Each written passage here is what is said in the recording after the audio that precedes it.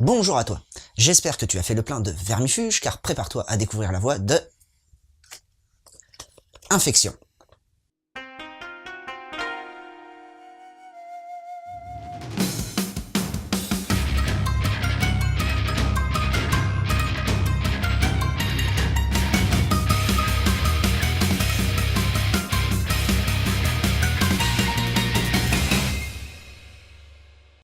Haruki est un lycéen tout ce qu'il y a de plus normal. Il a sa bande de potes et tout le monde imagine qu'il a le béguin pour Satsuki.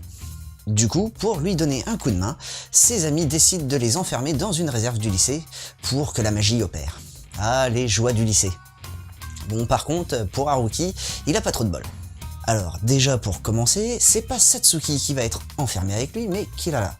Une troisième année au caractère bien trempé pour pas dire qu'elle est super chiante.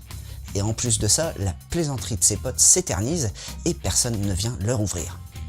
C'est seulement au bout de 3 jours qu'ils vont parvenir à s'extraire de leur prison.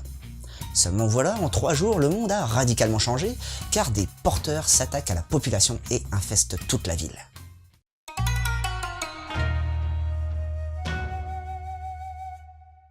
Pour ce qui est des graphismes, on a affaire à des dessins assez travaillés avec des personnages bien finis. Bon, certes, les personnages féminins ont un trait un peu stéréotypé, mais bon, on va revenir là-dessus un peu plus tard.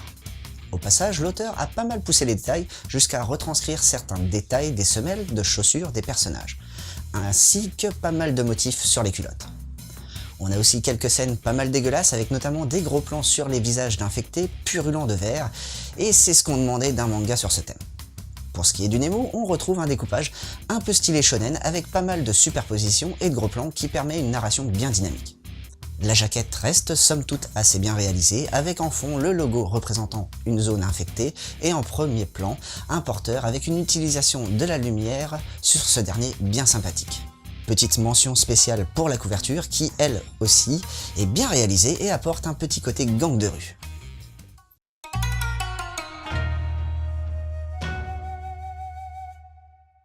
Infection est une réalisation de Oikawa Toru et c'est sa deuxième publication.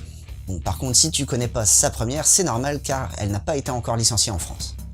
Allez, maintenant, on rentre dans le vif du sujet et on va analyser un peu le scénario. Alors, avec ce manga, on reste quand même dans le classique du genre zombie infecté et on va dire que la surprise n'est pas trop au rendez-vous.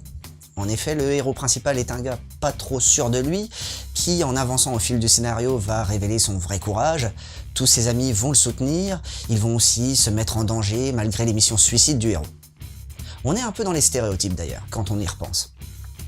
Et on ressent ça encore plus avec le personnage de Kirara, une fille qui va préférer ne pas mettre de vêtements qu'on lui prête sous prétexte que ça ne lui va pas avec son style. Au passage, on doit réaborder un sujet que j'ai laissé en suspens dans la partie d'avant. Alors je suis pas trop contre les plans culottes, du moment que c'est bien amené et que ça sert à la trame scénaristique, mais alors là, le fanservice est au top de sa forme avec ce titre. Sans te mentir, si tu veux faire une thèse sur l'utilisation du fanservice dans les mangas, il te faut ce volume. Je me suis amusé à les compter d'ailleurs, et on a à peu près 40 plans culottes avec pour la plupart des gros plans, des contre-plongées ou encore des poses ultra sexualisées des personnages. Ça te donne tout de même une culotte tous les 3 pages en moyenne, donc je t'avoue que j'ai eu une petite indigestion. C'est en plus un peu dommage car plutôt que de rendre service à la trame scénaristique, ça a plutôt tendance à la desservir. Et du coup, l'auteur s'est un peu tiré une balle dans le pied. Mais bon, on ne sait jamais, peut-être que Kirara retrouvera sa jupe dans le tome 2. Si t'es fan des invasions zombies dans les lycées, je te conseillerais de te pencher sur le titre Igai de Semura Tsukasa, où des lycéens vont alterner entre être zombie et redevenir humain. Ensuite, dans les classiques du manga zombie, on a I Am a Hero de Hanazawa Kengo, où le personnage de Hideo va se retrouver dans un Tokyo où les humains ne sont plus trop ce qu'ils étaient avant.